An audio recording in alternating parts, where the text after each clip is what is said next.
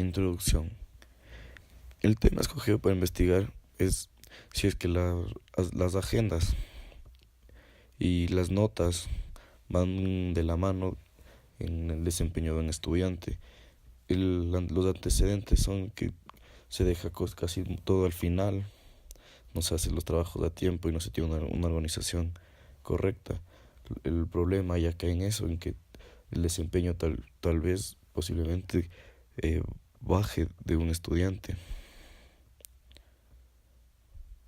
El objetivo de esta investigación era realizar un estudio en que se enfoque en el rendimiento académico y encontrar si usar una agenda para organizar tu tiempo logra que tus notas sean superiores al porcentaje mínimo para pasar una clase, que es 71. Esto sirve para demostrar que una buena organización puede llevar a mejores notas. En base a esto, entonces el estudio se enfocaba solamente en el uso o no de agendas con el promedio. Ahora tenemos el método que usamos, las muestras. Es en base a estudiantes universitarios, específicamente de la Universidad de San Francisco. Se seleccionó 56 estudiantes al azar. De ahí las variables eran las agendas y los promedios. Si se tiene o no una agenda para organizar su distribución de tiempo y trabajo. Y qué promedio tenía en total como GPA acumulado. Las fuentes que usamos fueron en base a encuestas. Se preguntaba a los estudiantes si usaban o no agendas. Esta encuesta tenía dos preguntas. La primera era saber si tenía o no tenía una agenda que usaba regularmente para organizarse. Y la segunda era saber cuál es su promedio. Como en el papel de Renaud Scherzer y Donna Lolas, se muestra que estrategias de elaboración de organización posibilitarían procesamientos más profundos de los materiales usados. Análisis estadístico usamos para el análisis con muestras pareadas, pues estábamos manejando datos de la encuesta que eran muestras, no eran población, o sea, no era de una población, no eran datos de una población representativa. Entonces se usó el estadístico T. Como siguiente, el resumen de los resultados de la encuesta. Se encontró que de los 56 encuestados, 16 sí tienen agenda y 36 no la tienen. Esto resalta que hay una gran diferencia entre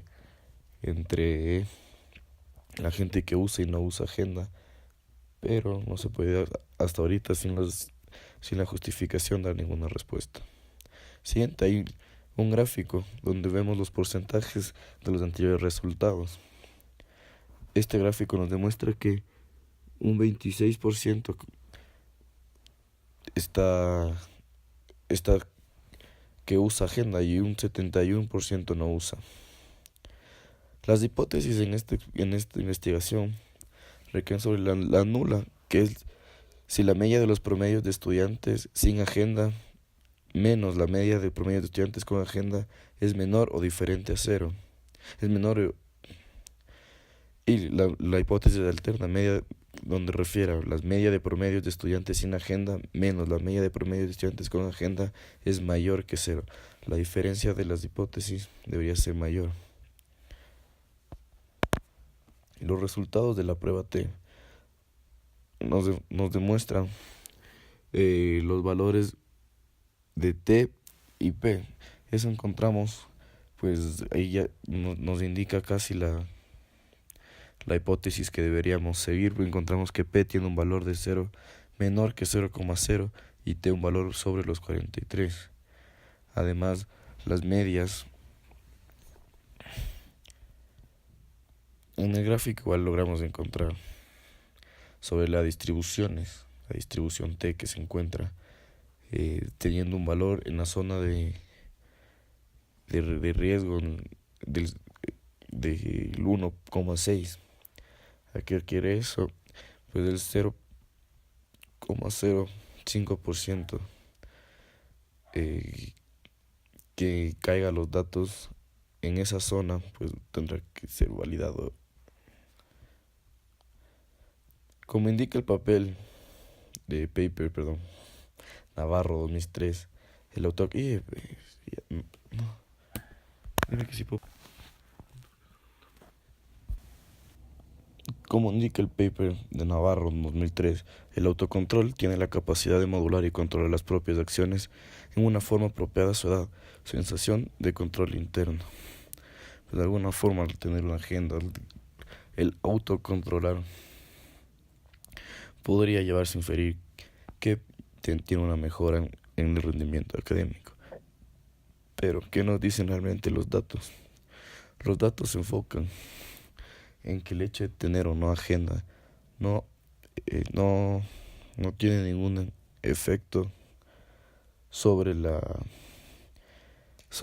rendimiento académico o el promedio GPA. Entonces podemos decir que se ha rechazado la hipótesis nula. Ya, ¿con qué hipótesis nos quedamos? Como he explicado antes, nos quedamos con la alterna, donde la diferencia de las medias nos da un valor diferente a cero.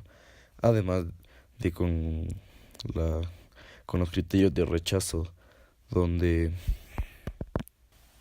P es menor que alfa, entonces 0,001 es menor, aquí como vemos en los datos, 0,0001 es menor al 0,05, entonces de tal forma ya podemos rechazar la hipótesis nula. Además, los datos en los resultados de la prueba T nos demuestran, además se muestra que la media en la estadística descriptiva, la media de los promedios es de 80, siendo un valor que es mayor a 71, y la media de los que tienen agenda o no, como en el estudio se le dividió a 1 es no tener agenda y 2 significaba tener agenda. Para la prueba el promedio es de 1,2, entonces podemos ver una cercanía con el dato 1.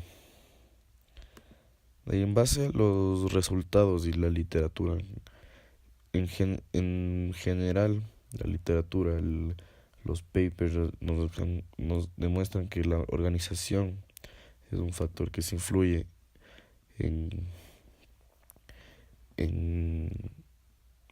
el resultado académico, pero lo que cae aquí en el estudio es que no hay una causalidad, en el sentido de que tener agenda no asegura sacar buenas notas, pues, pero tener una agenda no es el único método de organización.